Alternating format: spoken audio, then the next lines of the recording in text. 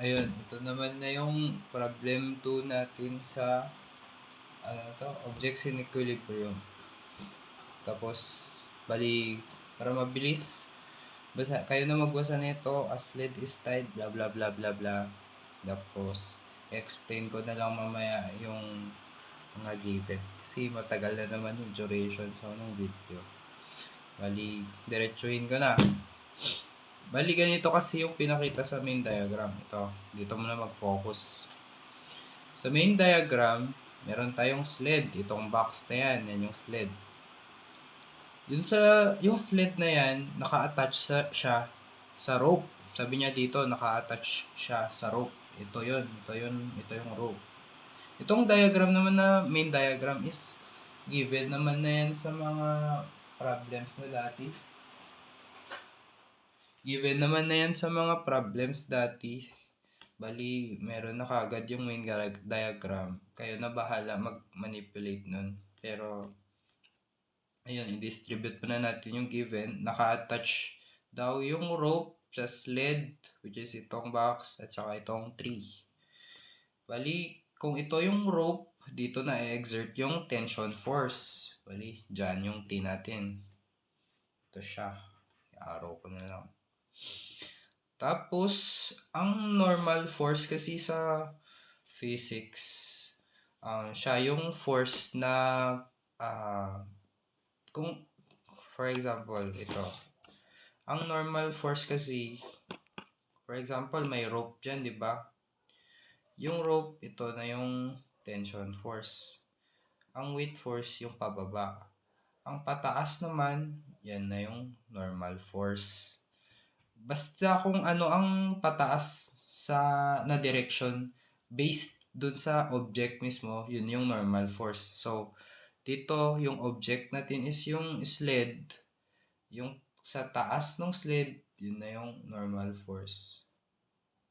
Yung pataas na direction dun sa object natin, which is yung sled, yun na yung normal force natin. Tapos sabi ko kanina, yung pababa, ito, yan yung weight force. Bali, dito kasi ang gagawin natin is para ma-solve natin yung problem 2, ang pinaka gagawin natin is isolve natin yung x and y components. Kailangan natin ma-solve yung x and y components. So, paano natin gagawin yan? Para ma-solve natin yung x and y components, kailangan balik-baliktarin natin tong main diagram. Bali, medyo complicated kasi ito.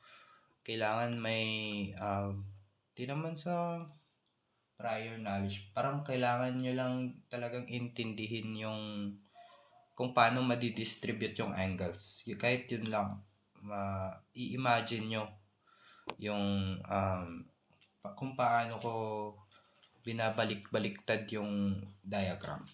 So, dito, para mag-focus muna tayo sa x component. Ito muna. So, kailangan kasi natin kunin yung x and y components ng tension force, lahat ng mga forces, x and y components ng lahat ng forces. Yun yung tinuro ko sa inyo na dati na summation of all forces on the x-axis at saka y-axis. Parang yun lang din siya. Parang yung last video lang din. Mas complicated nga lang kasi to. So, dito, mag-focus naman na tayo dito sa diagram na pangalawa. Diagram when theta is based on the x-axis. Kasi, ang sinosolve natin yung x component. Bakit siya naging ganito, naging patayo? Ang ginawa ko kasi dyan, itong diagram na yan, binaliktad ko lang siya, ni-rotate ko lang siya. Tangina, nagpa-blur. Basta ni-rotate ko lang siya. Yan, imagine nyo, ni-rotate ko lang siya pa ganyan. Bali, nag-flat na to. Itong pa-diagonal na to, kapag ni-rotate ko, nag-flat na, kaya naging ganyan. Bali, parang ni-rotate ko lang siya as a whole. O, ganito, o. Hindi ko kasi mapakita. O, parang ginanyan ko lang, o. O, yun lang din siya. Ito. Kapag na-rotate na siya, kailangan nating bumuo ng panibagong right triangle. Dito kasi yung right triangle sa main diagram is ito, di ba? Pero ang gagawin, kailangan kasi yung angle is kapag sinusolve natin yung nasa x-axis, kailangan yung angle is tawag dito, dapat nakadikit siya sa horizontal plane. Ayun, dapat nakadikit siya sa horizontal plane. Bali, paano yung gagawin para madikit natin siya? Ang gagawin, ito, kunin natin yung angle dito part. Ito part. Ano ba yung angle dyan part? Bali, hindi naman significant na alamin kung ano yung angle. Basta, alam naman natin na may angle dito, di ba? Pero, ayun, para ituro ko na rin sa inyo. Para makuha natin yung angle dito, kung ano yung value niya, meron kasi yung tinatawag na sa right triangle na special right triangle na yung values is meron yung 30, 60, 90 triangle, tsaka meron din yung 45, 45, 90, ganon. Ang ibig sabihin lang nun, kapag sa right triangle, merong isa na 30 degrees, ibig sabihin yung nandito at saka yung nandito, kahit saan doon, pwedeng maging 90, pwedeng maging 60. Kasi um, para siyang right triangle na may distributed na dati na angles niya. Bali, ayun, automatic kung 30 yan, ito na yung 90 natin. Tapos, ito na yung 60 degrees natin. Ayan, 60 degrees yan. Kaya, kung mapapansin nyo, nakalagay dito 60 degrees. Di naman significant na alamin yun. Basta, kung sa, na lang, exam, ganun. Imagine nyo na lang na may angles. May angles yan. Basta, ang gawin nyo na lang is, dapat bumuo kayo ng right triangle according doon sa plane na sinasolve nyo. So, anong plane na sinasolve natin? Yun sa horizontal plane. Kaya bumuo tayo ng right triangle dyan part. Ay, nakakalito talaga intindihin. Pero, kung nalilito kayo doon, maganda manood kayo sa kay organic chemistry ata meron siyang tinuro na basics ng free body diagram. Bali dito nabaliktad ko na siya, di ba? Ngayon meron tayo distribute ko na yung angle dito na 60 degrees. Itong normal force, weight force saka tension force na yan, paano ko nalaman kung saan dyan yun? Di ba kasi ang tension force is ito, yung naka-attach sa rope. So, bali, parallel siya dito sa dito sa heel natin. Ano ba yung heel natin? Ito, di ba? Kaya ito yung rope, di ba? Hindi, ito talaga kasi pala yung rope. Hindi ko lang nalagay. Bali, may rope dyan. Parallel siya dito sa horizontal plane mismo. Kaya, ang tension force, siya lang din ito. Yun ang tension force. Ang normal force, sinabi ko yung pataas na direction dun sa object. Bali, ito yun. Ito yung tension force. Bali, kung nagpa-straight na siya, kasi ni-rotate ko na siya, di ba? Kung nagpa-straight na siya, which is ito na ngayon yung normal force. Tapos, ang weight force naman is ito, di ba? Itong pababa. Naka-straight siya na pababa sa main diagram. Pero since ni-rotate ko nga siya, naka-bareking na siya. Balik, itong naka-bareking na to, yan yung weight force. Kaya ayan, weight force ito, itong bareking, tension force itong straight na yan, itong normal force ito naman straight na pa-vertical. So, kunin na natin yung mga nasa x component. Ang mga nasa x component would be tension force muna, unahin natin. Ang tinuro ko sa inyo, di ba? Ang katapat ng angle, yun yung opposite. Wait lang, lagay ko na rin yung normal force. Kung opposite, sa SOHCAHTOA, ang opposite, ano ang identity ng opposite? Sine. Kaya, magiging n sine theta ito. Tapos, ang tension force naman, adjacent siya na side. Opposite ito, itong side na to kasi katapat ng angle. Balik, yung nasa kabila, matik yun na yung adjacent. Ano ang identity sa adjacent? Cos, bali, magiging t cos theta, yung nasa x component natin. Tapos, yung sine naman nila, ibe-base nyo pa rin siya sa main diagram. Dapat bumalik kayo dito sa main. Ito kasi gagamitin lang talaga to kung kukunin mo yung cos, sin, ganun-ganun.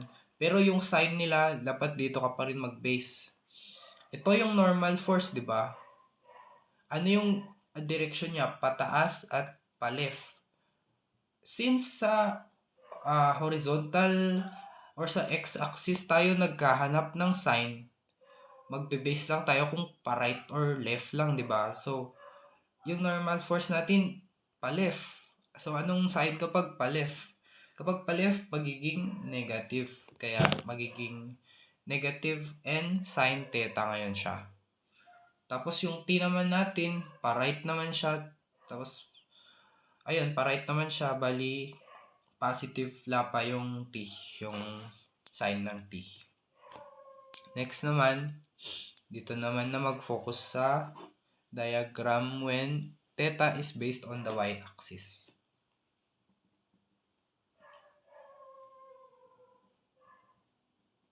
Tapos, dito, di ba ang sabi ko, dito kasi ang ginawa natin, yung angle tinapat natin or tinugma natin sa horizontal plane. Ngayon, ay tinapat daw, hindi pala tinapat. Basta parang tinugma natin sa horizontal plane. Ngayon, dito naman, sa y-axis naman na, di ba? So, yung angle, dapat parang itutugma natin o didikit natin siya sa vertical plane. Ito, kung mapapansin nyo, nakadikit siya, di ba? Ayan, nakadikit tong angle na to dito sa pa-vertical niya. Nabubulol ako minsan, nasasabi ko horizontal imbis na vertical eh. I-double check nyo na lang so kapag nagkakamali ako. Bali, ayun nga, nakadikit na siya sa vertical, di ba? Ano pala yung ginawa ko dito? Paano ko siya nadikit? Ang ginawa ko kasi dyan, gumawa ko ng... Ba't di siya nagpo-focus? Gumawa ko ng, triangle dyan. Tapos, yung angle dito is 30 degrees lala pa yung value nun. Kasi, meron yung tinuro sa ibang class na mirroring ng angles. Ay, pero hindi naman kailangan matutunan yun. Basta alamin nyo na lang na may angle lapa dyan. Ang hirap na explain nito. Basta bumuo ako ng right triangle na naman dito. Ayan bumuo ako ng right triangle. Paganyan naman na right triangle. Paganyan. Yan, yan, yan. Ganyan yung binuo ko. And ito yun. Bakit ulit ako bumuo ng ganyan? Para maidikit ko yung angle sa vertical plane. So, ayun. Nakadikit na siya, di ba?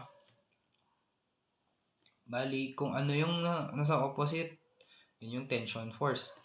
Paano ko na naman nalaman yung tension force na yan? Ito, yan yung rope. Parallel siya sa dito side. Parang same lang yung line nila, na yung direction ng line nila. Kaya yan lang din yung tension force. Tapos, yung normal force naman siya, yung pataas, which is ito. Pataas na direction ng object, which is ito. Yan yung normal force. Bali, parang kadugtong niya lang to. Bali, siya lang din yun. Normal force lang din yun. Ang weight force yung bababa, which is ito, bali, yun lang din yung weight force. Tapos, bali, ang mga nasa Y component is opposite ang tension, bali, sin ang gagamitin dyan. T sin theta. Tapos, dito naman, sa normal force, adjacent siya, so cos ang gagamitin, T cos theta. Tapos, kapag naman, ay gago, nakikita ba? Ayan, T sin theta, T cos theta. Tapos, kapag naman kukunin nyo na yung sign nila sa y-axis, alam naman natin na yung direction nila is pataas. Pataas sila both. Ang tension force, ang tandaan nyo lang sa tension force, ang palaging direction ng tension force is kung saan siya kung ang rope, kasi ang tension force lagi sa rope lang yan na-apply.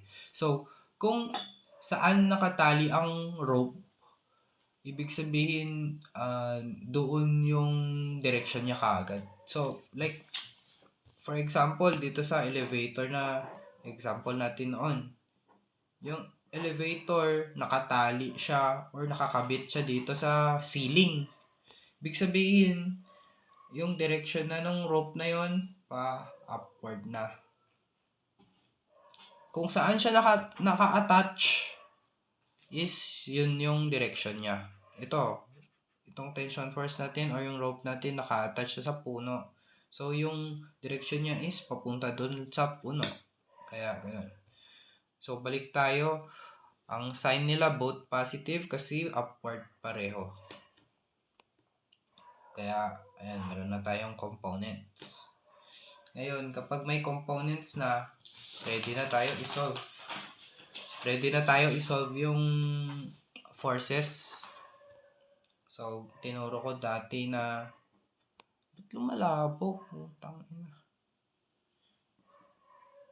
Summation of all forces on the x-axis equals to 0. Tapos, balikan natin yung andun. Ano yung mga forces natin on the x-axis? Ito yun. T cos theta tsaka N sin theta. Bali. T cos theta. Tapos, minus yun. Negative kasi yun. Bali, N sin theta equals 0. Yung theta, ang ilalagay natin dyan, 30. Kasi, yun la pa yung nasa given. Ayan o. Ito kasi given to, itong main diagram. Parang iniba-iba ko lang siya dito para sa x and y na plane. Pero yung pinaka-given talaga niya na theta is 30. So, yun la pa yung gagamitin natin kapag isa-solve na natin yung forces. Bali, t cos 30 minus n sin 30 equals 0. Tapos, i-transpose mo lang itong n sa kabilang side. Cos 30 will be equal to positive sin 30. Tapos, divide both sides by cos 30. Cancel, cancel. T is equals to n sin 30 over cos 30. Itong na-solve natin na to is i-imbak muna natin dyan. Magagamit kasi din yan sa next pa na part. Kaya, hayaan muna natin yan. So, pero gagamitin pa rin yun. So, wag nyong buburahin ganun. Basta, ano nyo lang. I-stay put nyo lang yun. Yung na-solve na yun. After i-solve yung forces on the x-axis, solve naman na yung nasa y. Bali, all forces in the vertical plane is equals to 0. Ano yung mga nasa vertical plane? T sin theta, or ilagay ko na kagad, 30 na kagad lagay ko. Tapos positive naman both, kaya n, bali plus n cos 30 Tapos, 'di ba sa vertical palaging andun yung weight? Andun kasi palagi ang weight force sa vertical. Bali dito lang natin siya ilalagay. Minus weight na 77 newtons equals 0. Bali ganyan siya. Ang gagawin natin dito, itong t na yan, nasolve na kasi natin yung value ng t. Which is ito yun. Bali, ang gagawin natin, ito, yan, ilalagay lang natin siya dito sa t na yan. Bali, itong t, magiging, ang tagal ng focus, magiging n sin 30 over cos 30. Tapos, sin times sin 30 plus n cos 30 equals to 77. Kasi tinranspose ko na yung 77. Bali, gaya ng dati, kukross ko to.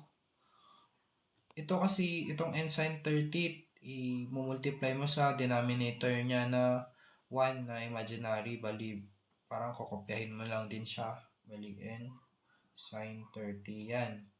Tapos kapag ipag-multiply mo ang sin sa cos, magiging tan. Kaya, magiging tan 30 lapa yan. Tapos, copy mo na to. Equals 77. Tapos, ang gagawin na next, ilabas mo yung n. I-factor out mo. Bali, n sin 30 tan 30 plus cos 30 equals 77. Tapos, pwede mo na i-divide both sides by sin 30 tan 30 plus cos 30.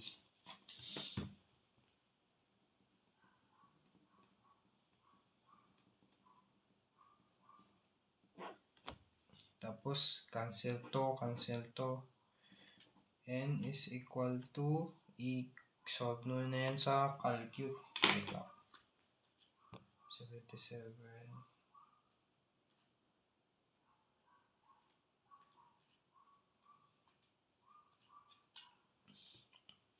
Bali, ito ang lalabas.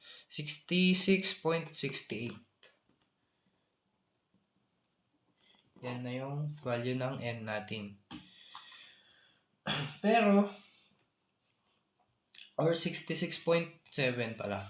Pero yan lang din yun. Nasolve na natin yung n. Bali, pwede na natin masolve yung t. Ipa-plug na lang natin siya dito. Bali, t is equals to 66.7 sin 30 cos 30. Tapos, isolve nyo na lang yan sa calcu. 66.7.